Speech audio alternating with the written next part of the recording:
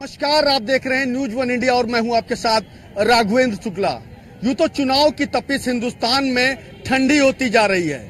भले ही प्रधानमंत्री के लिए चयन हो चुका हो, लेकिन दोनों दलों के राजनेता अभी भी एक दूसरे में जुगाड़ खोजने में लगे हैं। लेकिन अयोध्या के चुनाव को लेकर दोनों दल भले ही अपने अलग अलग गिनती करने में जुटे हों, लेकिन अयोध्या के मिजाज को लेकर हिंदुस्तान के लोग पूरी तरह से सोशल मीडिया पर ट्रेंड कर रहे हैं। दरअसल 4,99,000 वोट भाजपा के प्रत्याशी लल्लू सिंह को मिले और शायद यही जुल्म हो गया।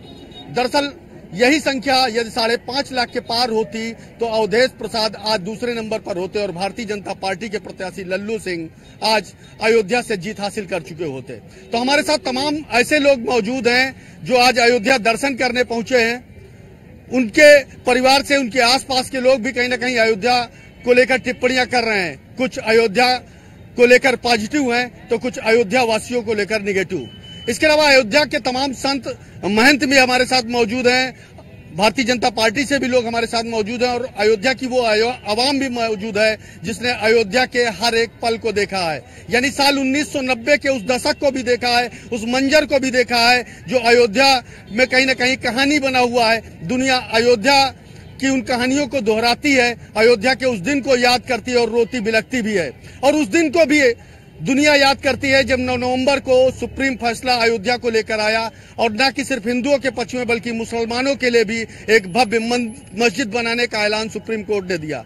और उसके बाद अयोध्या की विकास की रफ्तार में न जाने कितने पंख लगे। बड़ी उड़ान अयोध्या ने उड़ी। लोकसभा चुनाव भी कहीं ना कहीं अयोध्या को लेकर ही लड़ा गया और पूरे हिंदुस्तान में एक राममय वातावरण बनाया गया, राम लहर बनाई गई। तो हम सबसे पहले सभी मेहमानों से बात करेंगे, लेकिन उससे पहले हम चाहेंगे कि हमारे साथ जय श्री राम का एक उद्घोष करें। जय श्री राम।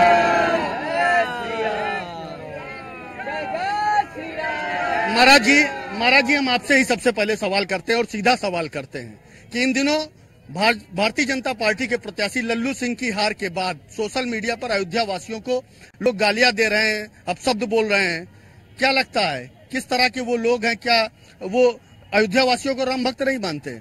देखिए, जिस प्रकार से अयोध्या वासियों का, अयोध्या एक आध्यात्म नगरी है और हमारे आराध्य परमात्मा परमेश्वर का यह जन्मभूमि है। और अयोध्या वासी के बारे में भगवान ने स्वयं कहा, अति प्रिय मोही यहाँ के वासी। जो भगवान के अत्यंत प्रिय हैं उनको कुछ लोग जो है सोशल मीडिया पर ट्रोल कर रहे हैं, गालियां दी जा रही है। इसके लिए अयोध्या वासी बहुत ही दुखद है।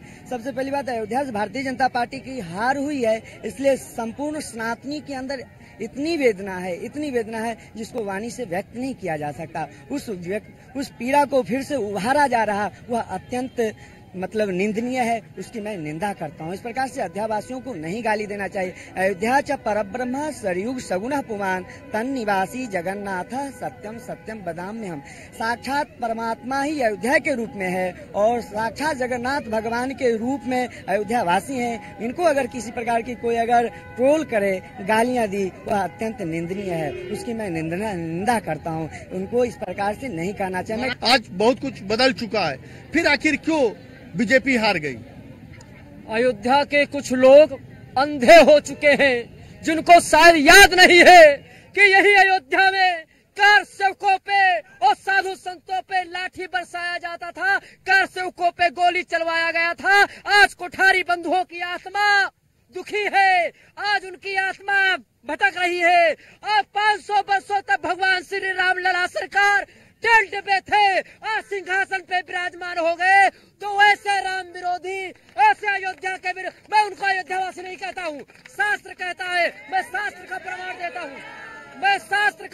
देता हूँ कि जब भगवान श्री राम अपने धाम जाने लगे थे तो अयोध्यावासी भी भगवान राम के साथ चले गई थी। केवल अयोध्या का जो सरजू था, उस सरजू से विक्रमादित्य ने जाना कि यही अयोध्या है, यह अयोध्यावासी नहीं है, ये काल नेमी है, शास्त्र कह रहा है, मैं नहीं कह रहा हूँ। और जब विक्रमादित्य ने जाना कि यही सरजू है, यही अयोध्या है, तो जो लोग अयोध्या में जन्म लिए वो अपने आप को अयोध्यावासी कह दिए। मगर शास्त्र कहता है कि जैसे भगवान का अवतार हुआ था वैसे अयोध्या का अवतार हुआ था, वैसे अयोध्या वासियों का अवतार। महाराज जी आपके में और उन लोगों में क्या अंतर है जो अयोध्या वासियों को को गालियां दे रहे हैं, फिर आप में और उनमें क्या अंतर रह गया? अंतर नहीं है।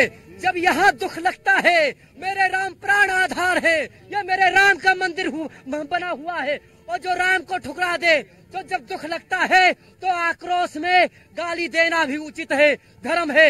मेरे राम प्राण आधार है, मेरे राम विश्व के भारत है, मेरे राम आस्था है, मेरे राम जैसा कोई नहीं है। अब मैं अयोध्यावासी को कहना चाहता हूँ कि जब भगवान श्री राम लला सरकार लंका पे चढ़ाई कर रहे थे, तो राम जी को मालूम था कि अगर अयोध्यावासियों को हम लेके जाएंगे तो ये सोने की लंका को देख करके रावण से समझौता कर लेंगे। कुछ अहिर जात में साइकिल को दिए, कुछ मुस्लिम लोग दिए। मैं आप पर्दा खोल रहा हूँ सच्चाई, मैं झूठ नहीं बोलूंगा। मेरे दिल में आक्रोश है, मुझे दुख है, मुझे पीड़ा है। मैं 2-3 दिन से भोजन नहीं कर रहा हूँ, अल्पाहारी कर रहा हूँ, ऐसा जीवन व्यतीत कर रहा हूँ। मैं दुखी हूँ। बिल्कुल दुखी मत होइए महाराज जी, व्यथित मत होइए। हम आपसे ये सवाल लेते हैं, इसके बाद हम और महाराज जी दिवाकराचार्य जी में उनसे भी बात करेंगे। क्या लगता है क्यों आखिर भारतीय जनता पार्टी की हार अयोध्या में हुई?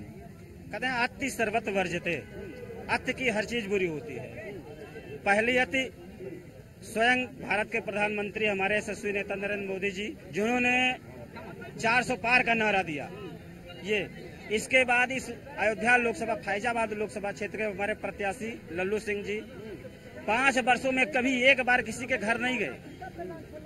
तीसरी, अयोध्या के लोग इतने त्रस्त हैं, आप अपने घर से निकलिए, पता चलता है मेन रोड पे जाने के लिए लाख, आप प्रशासन बोलती है घूम के आओ, आप दूसरे किसी आप घूम के 2 किलोमीटर। लेकिन बहुत कुछ बीजेपी ने अयोध्या को दिया था, बहुत कुछ बीजेपी को दिया था, और बीजेपी ने शायद दुनिया में अयोध्या को ही मॉडल बनाया था। अयोध्या के नाम पर हर जगह उन्होंने वोट मांगा था, हर बार उन्होंने सरकार बनाने की अपील की थी। लेकिन अयोध्या से बीजेपी की हार होना, या यूं कहें कि फैजाबाद लोकसभा से बीजेपी की हार होना कहीं ना कहीं अपने आप में हैरान कर देने वाली है। और जिस तरह से अभी महाराज जी ने भी कहा, और सोशल मीडिया पर भी लगातार अयोध्या वासियों को लोग कोस रहे हैं, क्या लगता है किस तरह से देख रहे हैं? ये मैं आपको बता दूं कि ये हार भारतीय जनता पार्टी की नहीं है, ना ये हार मोदी जी की है। यहाँ से जितने भी लोग हारे हैं, सारे प्रत्याशी हारे हैं। ये हार प्रत्याशियों की है।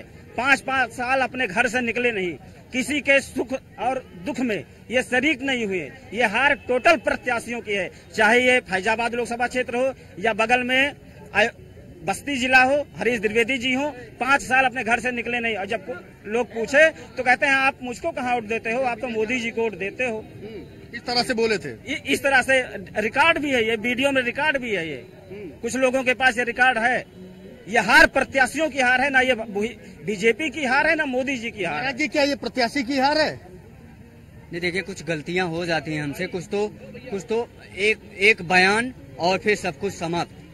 लल्लू सिंह जी का मात्र एक गलती है कि क्योंकि अवस्था हो गई है उनकी, और थोड़ी जुबान लड़ाने की वजह से उनको जो कहना था वो कह नहीं पाए। उनको कहना चाहिए था कि इस बार जब मोदी जी 400 का आंकड़ा क्रॉस करेंगे तो वो नियम, वो कानून जो आज भी भारत ने लागू नहीं कर पाया, जो संविधान में निहित है, और जो बाबा डॉक्टर भीमराव अंबेडकर ने कहा था कि ये लागू किया जाना चाहिए, उसके बाद भी नहीं हो पाया, वो लागू किया जाना चाहिए। ये कहने के बजाय जो उन्होंने यह कहा कि भारत में संविधान, जब मोदी जी 400 क्रॉस कर जाएंगे तो संविधान बदला जाएगा।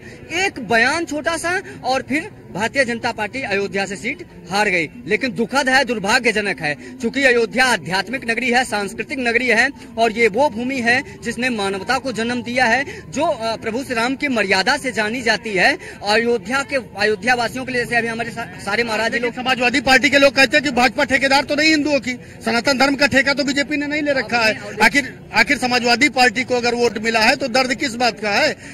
अवधेश प्रसाद जी को किसी हिंदू भाई ने जाकर राम जी का पट्टा पहना दिया। न्यूज 18 का अभी उनका हाल ही का बयान है। तो न्यूज चैनलों से पूछे जाने पर उन्होंने कहा कि जो है मैं किसी ने आया मुझे पहना दिया, मेरी विचारधारा क्या है वो लोग जानते हैं। अर्थात कि आप राम नाम के पट्टे का आप इस प्रकार से विरोध करते हो। हम सारे लोग, पूरे भारतवासी राम नाम का पट्टा पहनते हैं। अवधेश प्रसाद जी, मैं अयोध्या से दिवाकराचार्य महाराज पूछना चाहता हूँ आपसे कि आप कौन सा पट्टा पहनते हैं? पूरे भारत समाज राम नाम का पट्टा पहनता है। आप भी स्पष्टीकरण दीजिए कि आप कौन सा पट्टा पहनते हैं। आप अयोध्या किसी लोकसभा के नाम से नहीं जानी जाती है। अयोध्या प्रभु श्री राम के नाम से जानी जाती है। अयोध्या राजा रामचंद्र की राजधानी के नाम से जानी जाती है। अयोध्या जिस राम मंदिर को मोदी जी ने बनवाने का काम किया है, उस राम मंदिर से जानी जाती है। आज आपने अयोध्या लोकसभा जीत लिया तो विश्व के सबसे लोकप्रिय नेता को आप चैलेंज कर रहे हैं कि मोदी जी मुझसे डर गए, मैं आओ, मैं जिताता हूं, दिखाता हूं, बताता हूं क्या कर लेंगे। मैं बता रहा हूं, मैं दिवाकराचार्य आपकी जमानत न जब्त करवा दूं। आप तैयार हो जाओ और आप अपना इस्तीफा सौंप दो संकल्प लेने से पहले। आपकी मैं जमानत जब्त करवा। सब कुछ महाराज जी, सब कुछ अच्छा चल रहा था, अयोध्या विकास पकड़ रही थी, विकास की रफ्तार पकड़ रही थी, तो आखिर हारी क्यों? फैजाबाद लोकसभा से क्यों चुनाव हारी? चुनाव अयोध्या ने नहीं हारा है, अयोध्या से भाजपा ने लीड किया है। चुनाव हारने के कई कारण हो सकते हैं, स्थानीय मुद्दे हो सकते हैं, लेकिन सबसे प्रमुख जो कारण था कि नौतपा के समय, प्रचंड गर्मी के समय चुनाव हुआ है। भाजपा का साइलेंस वोट होता है, तो प्रचंड गर्मी के कारण बहुत से लोग नहीं निकले, फिर भी अयोध्या ने जिताया है।